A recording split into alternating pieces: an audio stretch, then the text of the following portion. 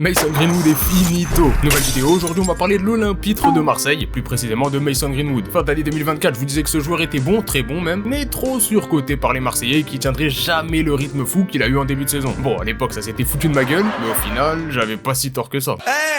Je vous avais dit quoi?